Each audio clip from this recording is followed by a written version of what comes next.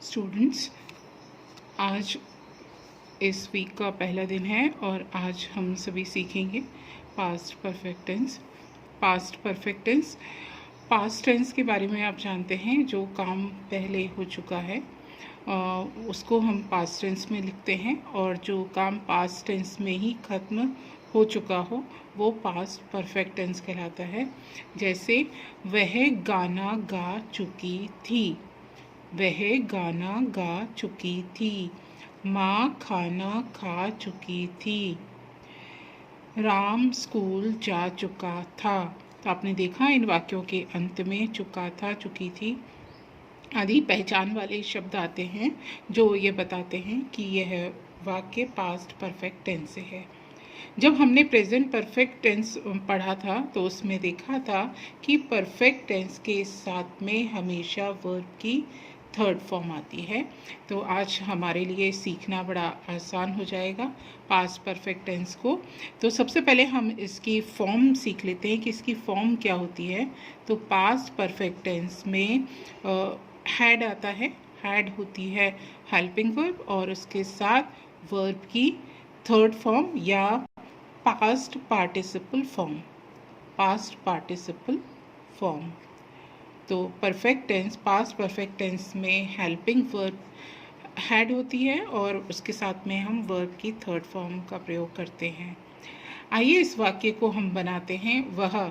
और एक और चीज़ हमको ध्यान रखना है, जैसे प्रेजेंट परफेक्ट टेंस में हेल्पिंग वर्ब हैज़ और हैव हुआ करती थी, जो कि सब्जेक्ट के साथ उनका एग्रीमेंट होता था।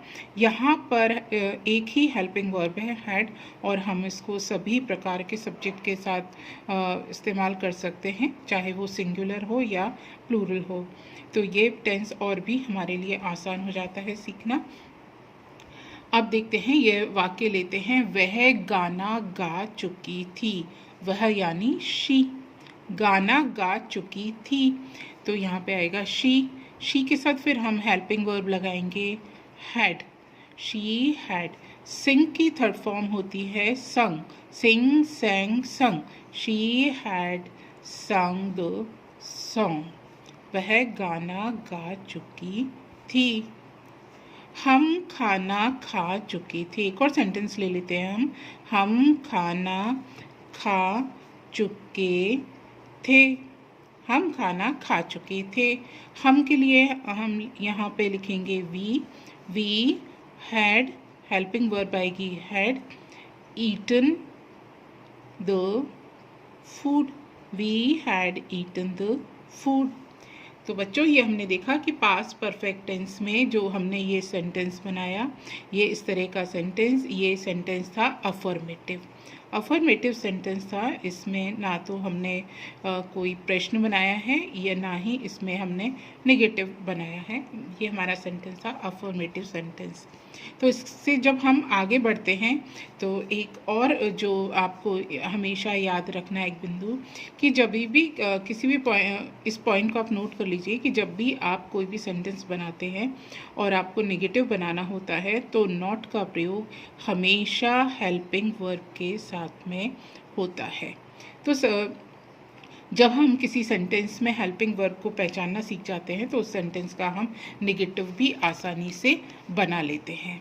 देखिए, यहाँ पे आपको स्पष्ट दिखाई देगा कि जैसे मैंने ये सेंटेंस बनाया था कि we had eaten the food.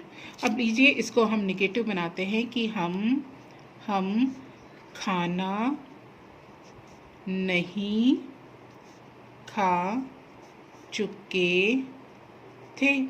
देखिए, ये वाक्य क्या है? नेगेटिव। ये वाक्य है नेगेटिव क्योंकि इसमें नहीं शब्द का प्रयोग हुआ है। तो आपने ये जाना कि नेगेटिव बनाने हम कैसे पहचानेंगे किसी वाक्य में नहीं शब्द का इस्तेमाल होता है तो वो नेगेटिव सेंटेंस होता है। और हम ये भी सीख गए हैं कि नॉट का प्रयोग हमेशा हेल्पिंग वर्ब के साथ होता है। तो जब हम इसका स्ट्रक्चर देखेंगे तो नेगेटिव का इस प्रकार से होगा। सबसे पहले हम लिखेंगे सब्जेक्ट के साथ में हैड प्लस नॉट, और इसके बाद वर्ब की थर्ड फॉर्म, और इसके बाद आएगा ऑब्जेक्ट।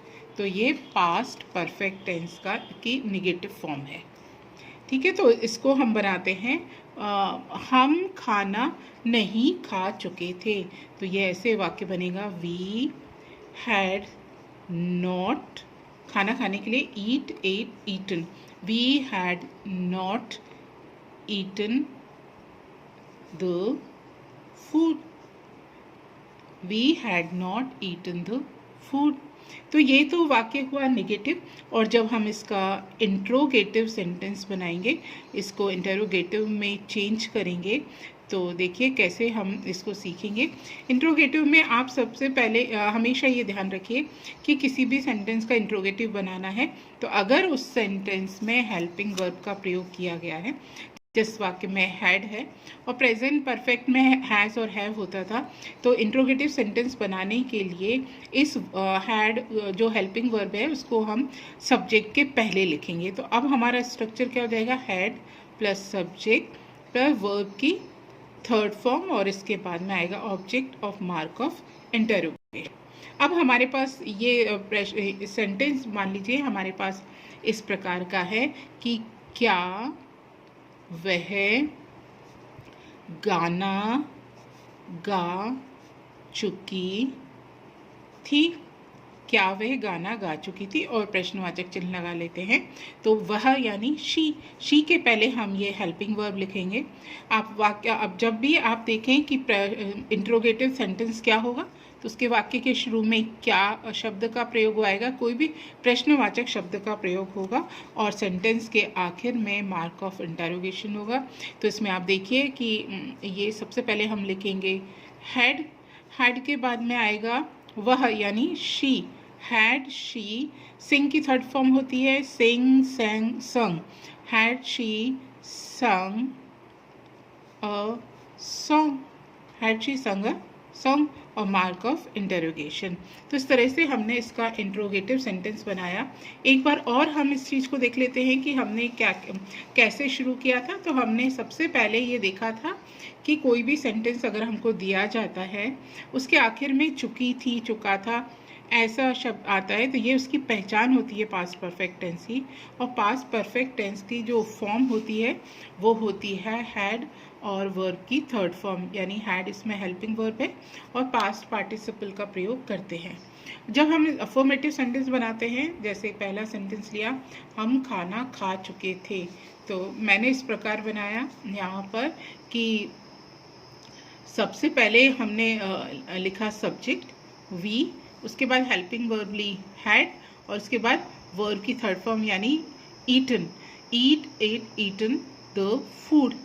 इसी प्रकार से हम नेगेटिव बनाएंगे, तो इसमें भी एक हम इस चीज़ को याद रखेंगे कि हमेशा हेल्पिंग वर्ब के साथ में ही नॉट का प्रयोग होता है। तो यहाँ पर हमें ये ध्यान रखना है कि हेल्पिंग वर्ब के साथ हम नॉट लगाएं, तो ये बनेगा we had not eaten the food.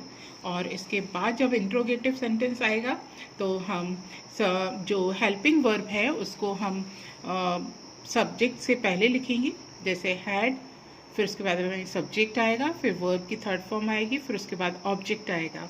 अब हमारे पास सेंटेंस है क्या वह गाना गा चुकी थी, तो हैड वह के लिए शी, और sang a song, had she sung a song।